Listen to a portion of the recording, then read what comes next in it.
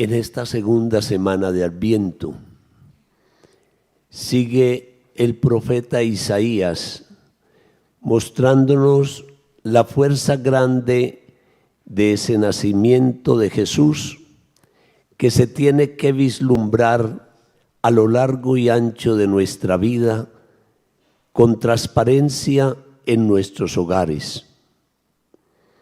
Es allí en la armonía donde podemos decir: estamos viviendo en Navidad, estamos gozando de la paz y del amor de Dios.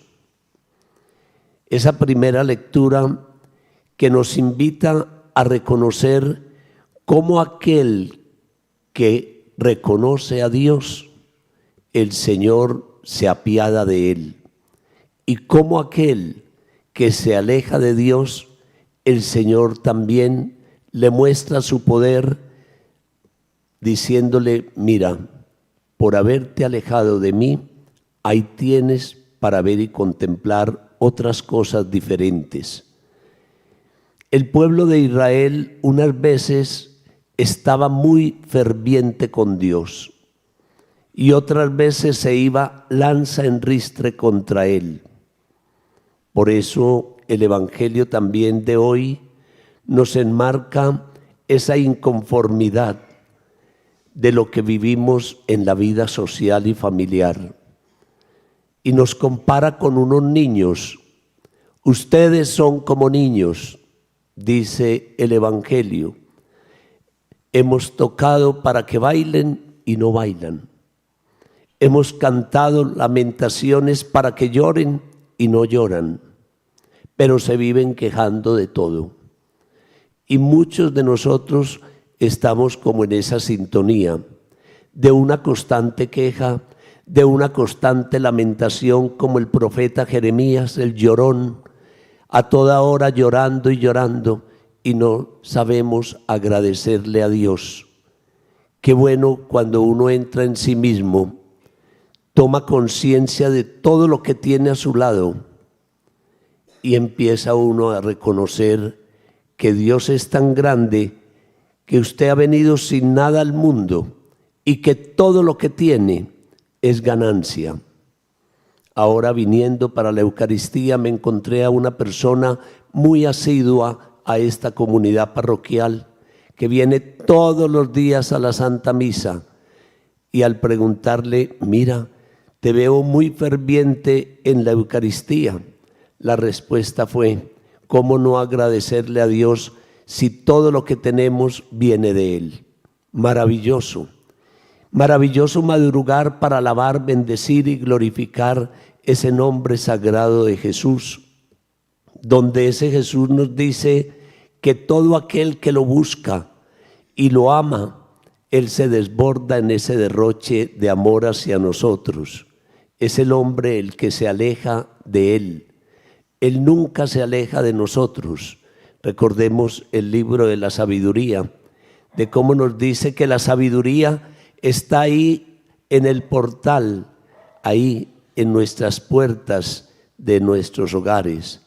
Ella se deja tocar o también se deja despreciar.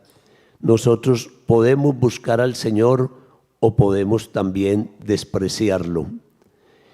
En el tiempo cuando llega Jesús, había dentro de los romanos, ya se había metido mucho una religión que se llamaba el mitraísmo. El mitraísmo venía del lado de los persas y de la India, y había cogido mucha fuerza dentro de los soldados romanos y dentro del pueblo romano. Ese mitraísmo era la veneración al dios Sol, al Dios invicto, el Dios Sol. Pero ya con la llegada de Constantino al poder, cuando él vence a Magencio, allí a orillas del río Milvio, en el río Tíber, en el puente de Milvio, logra vencerlo, diciéndole a los soldados: coloquen la cruz en el lábaro y vámonos a la guerra. Cuando logra vencer a Magencio, ya empieza el mitraísmo también a decaer, porque gracias a Constantino el Grande, la iglesia dejó de ser perseguida y empezó, infortunadamente, a ser ella la perseguidora, así de sencillo. Antes perseguían a la iglesia, aquellos que no confiaban en ella, y después, cuando ya llegó la iglesia dentro a ser reconocida en Roma, empezó antes a perseguir a aquellos que la perseguían. Bueno, la historia nos muestra los altibajos de cómo unas veces estamos arriba en el apogeo y otras veces estamos abajo.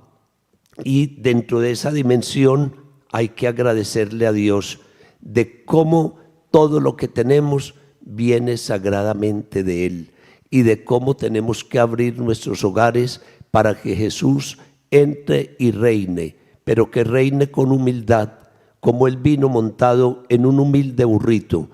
El burro es la expresión de la humildad, de la sencillez. Esa es la expresión.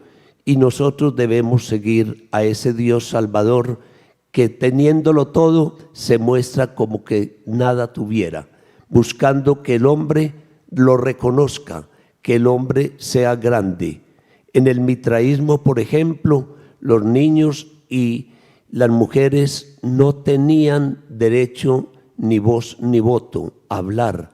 Por eso en Roma también aparece esa filosofía donde un niño y una mujer no tienen derecho a nada.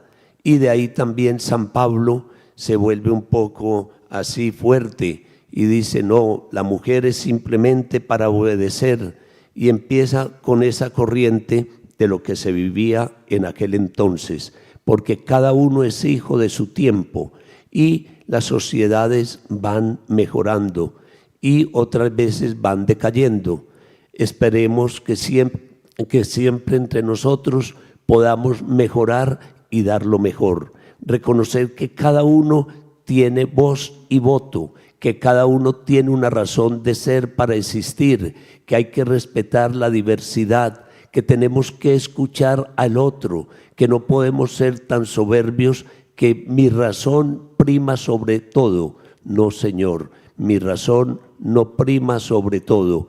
Mi razón es la de saber escuchar al otro para que juntos, en una sinergia, podamos obrar en favor de la sociedad. Nos colocamos en pie.